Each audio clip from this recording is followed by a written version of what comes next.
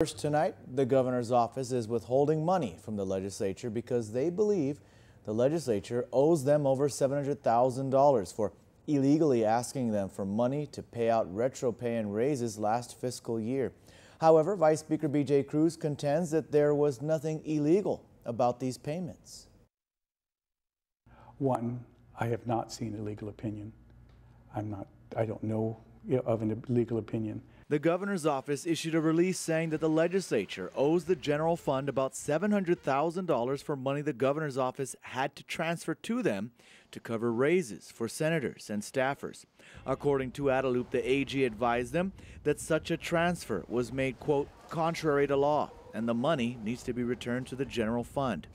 So in light of this, the governor's office is taking the money out of the monthly allotments that are given to the legislature for its operations.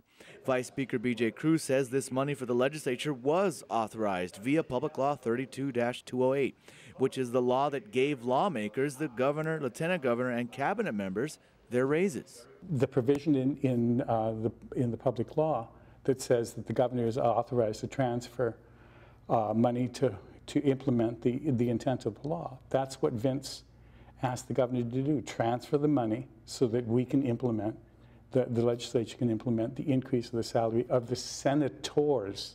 Not one staff member was covered in that $700,000. So there is no illegal expenditure in the $700,000. Those were all elected official increases.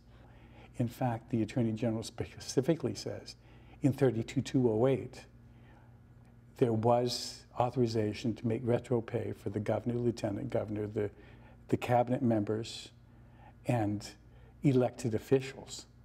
And the elected officials are us. Cruz says that out of the $700,000 they were given, the first $400,000 went towards retro pay for senators in 2014. The remaining $300,000 was to cover the raises for the senators for the last 9 months of that fiscal year. Adelup prepared that bill. It was a special session bill. The legislature made no amendments.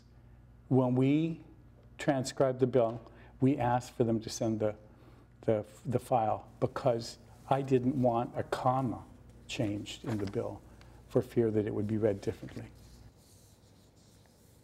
And the governor was quoted in his release as saying, quote, however, as I was willing a year ago to work with the legislature, I remain committed to working with them to help them avoid a budget deficit and payless paydays. I just ask that certain members of the legislature set aside partisan politics and rhetoric to work with us, end quote.